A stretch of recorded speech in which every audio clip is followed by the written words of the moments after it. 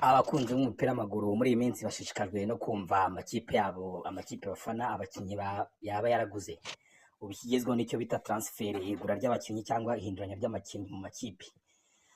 Mu Rwanda amakipe tuzi ko ahora ku isonga ariyo Rayon Sports na APR ziracyuye cyane mu kugura abakinnyi no kongera squad yabo, ariko APR yo cyane nakataje mu kugura abakinnyi.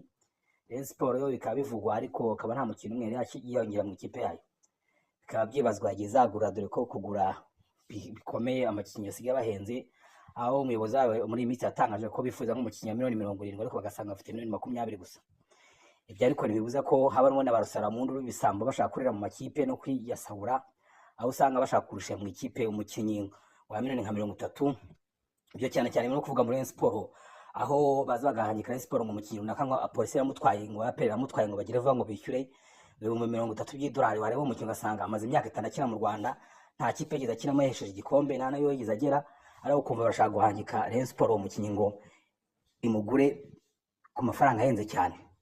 Ibyo rero n'ibyo uyu munsi umunyamakuru yitwa Anta Biganiro wakora kuri Radio DC ariko bosigaye mu kazi ko bw'agenti yasobanuriye abanyamakuru ba TV10 na Radio 10 avuga kuri ubwo butubuzi ashaka gukora amakipe mu Rwanda.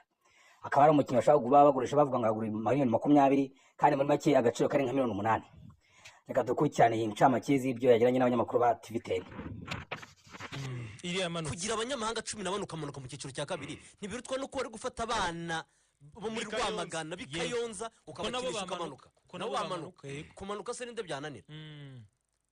Urwo n'urugero ntanze Bugesera ufite lisansi 33 ariko harimo abanyamahanga bagira muri 13, muri abo ngabo nka 5 ntibipfa kuborera kujya kuri fede match 18. Yego nagiye ntanga ingero abitwa ba Jojo, abitwa ba Moise Kinamura, abitwa ba Jibril Nsimbi, abitwa ba uyu Murundi navugaga ninde Obita Gerard baguze muri Mukura abanyamahanga 5 bamuguza akayabo utagira ngo izo ni ingero turi gutanga. Nahoze mbwira Hitimana ko baje bavuga ngo yabaye MVP w'i Burundi. Hanyuma biganiro yego amakipe yo mu Rwanda ibyo byose abikora. Kuri ako ngako mbere yo gukomeza kugira ngo nkire akantu wongere umbaze ngabo na Ephraim na Hitimana, uburyo scouting ikorwa yo mu Rwanda urebe ukuntu twibera ku wundi mubumbe. Ibaze ko mu Rwanda ariho hantu honyine barambagiza umukinnyi sezo yarangiye. None isura arambagiza umukinnyi sezo yarangiye uramuzi? Uramumenya gute? Barambagiza umukinnyi muri shampiyona hagati. Ndaza kubabwira amasenario yagiye abatandukanye kuri ba Jacques Pantaro. Ushaka kwemera ko Jacques Pantaro diara APR yageze aho igereka ibihumbi 220 by'idolari, kandi Jacques Pantaro mu kwezi kwa 12 mu kwezi kwa kabiri Jacques Pantaro twaravuganaga yemera kuza muri Rayon Sports kuri salary y'igihumbi ku bihumbi 20 by'idolari. Ibyo bintu ushaka kubyemera turaza kubigarukaho. Amezi abirahindura ubuzima. Jacques Pantaro no mu twavugaga wagiye muri Esperance de Tunis. Turaza kubigarukaho. Mu yandi magambo scouting ikorwa mbere muri shampiyona hagati. Nk'ubu urugero Rayon Sports nariye kuvuga ngo yangabo kandi ngo abatakibarizwa mase bari umunyamakuru wa hano. Iyi Rayon Sports imirashaka abakinnyi 30. None se abakinnyi 30 cyangwa 10 cyangwa 5 uri kurambagiza. Urabamenya gute ko batarimo gukina shampiyona zarangiye? Uramenya igicumba gute? Uramenya ushoboye n'udashoboye gute ko shampiyona zarangiye? Bikorwa mbere sezirangiye n'ugusinyisha sukurambagiza. Nkubu APR koko ni kurambagiza ngabo. Nkubu APR niba koko yararambagije mbere gashima. Twayishimira ko yasinyije Sekiganda mu kwezi kwa mbere. Chairman yarabitwibwiriye. Yaduye ngo Sekiganda yasinye mu kwezi kwa mbere yarabitubwiye. Sekiganda amezi 6 yakurikiyeho kuva mu kwezi kwa mbere kugera ubu ngubu. Yakinaga match imwe agasibe 3. Agakina match imwe agasibe 3. Niba ari umukinnyi mwiza koko APR kaba yarabibonye ko ari umukinnyi mwiza APR yakenera. Ubwo yabonye umukinnyi mwiza. Kwari igihe ama equipe yo muri Afrika agira atya yakumva ko umukinnyi yagiye ahandi bagasa nk'abamudropinze bagasa nibi ikipe ikaba yamushyira kuri bande tuje kugira ngo bategure undi. Bibaho cyane bisobanuye iki Sekiganda amafaranga APR yamuhaye isinyazi, ariko birashoboka ko iyiza kumunegosiya ubu ngubu shampiyona irangiye byashobora kuba yaza kuba ari mu gukina amafaranga akaba menshi kurusha cyane. Kuri icyo rero nicyo warukomojeho barambagiza kare kandi ugahita ujabura kare kuko umukinnyi ubushobozi bwa Rayon Sports, ubushobozi bwa APR, bwa polisi n'andi makipe buri hejuru ku rwego rukomeye cyane.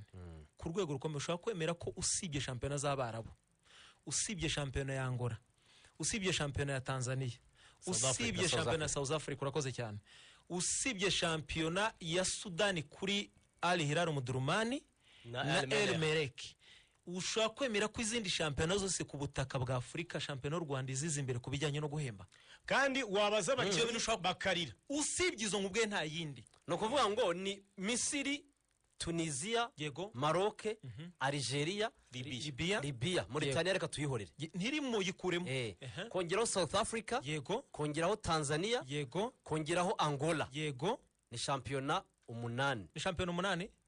reka dufate kiri muri top 10 iri muri top 10 aya ni ya 14 shampiyona y'u Rwanda y'u Rwanda amafaranga menshi mu masari ni ya 14 izindi ziri imbere ni zefre izindi zibukuze iri muri top 10 keretse ukizemo nka horoya ndabaha amakuru mushaka abantu ntibababeshye ndabaha amakuru mushaka horoya imaze imyaka ubu n'umwaka kabiri horoya ihagaritswe muri irabaninze imeze nka Kiyovu nubwo ubona yatwaye shampiyona horoya bakoze amakosa bayirukana abakinnyi mu buryo bunyuranyije n'amategeko kandi wa mukire Fremu twahuriye nawe irimbe umunyagine ntabwo agishoramo amafaranga horoya nta mafaranga ikigira yaraguye ikipe ifite amafaranga yitwa Hafiya ariko ushaka kwemera ko Hafiya nta rukirite itanga salary umukinnyi w'amafaranga menshi ari 2,000 ndashaka kugura ku buryo izi kipe kuko njye gufata amakipe ahemba amafaranga menshi njye mpita mfatira kuri APR na Police usibye izo shampiyona nakubwiye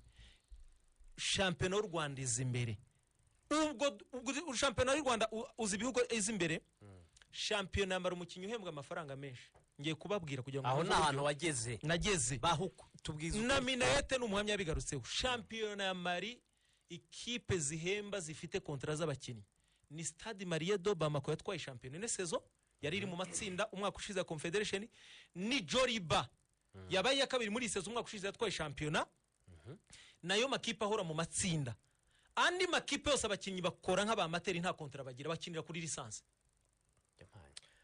reka ngurugero according to what ibyo internet iri kutubwira yego irimo iravuga ko shampiyona za mbere 10 yego bashyiramo na shampiyona ya Zambia na shampiyona ya Nigeria impamvu ndi bugaragaze ko abo bantu bashaka kuba bibeshya abo barabeshye kuko nyifite none nageze kuri uzi impamvu ndi bubivuge se nuko bavuga ngo ikipe zihemba amafaranga menshi muri izo shampiyona ubwo ukuntu babirankinga baravuga ko shampiyona ya Misiri ni ya mbere ya kabiri ni ya Maroc ya gatatu ni ya Afrika y'Epfo ya kane ni ya Algeria ya gatanu ni ya Tunisia ya gatandatu ni ya Sudani ya karindwi ni ya Libya iya munani ni ya Tanzania iya cyenda ni ya 10 bashyizeho Zambia na Nigeria reka mbabwire n'uburyo bibeshya yego bavuga ko ikipe ihemba amafaranga menshi muri Zambia ari Zesco United na Power Dynamos abakinnyi babo bahenze bahembwa ibihumbi 4 by'amadolari ngo abahenze cyane kurusha abandi noneho muri Nigeria aho barabeshye icyo ni ikinyoma cyambaye ubusa umukinnyi ko ari nabyo oya ntabwo ari byo APR yakuba kabiri umukinnyi uhembwa menshi kurusha abandi muri Nigeria akina muri Enyimba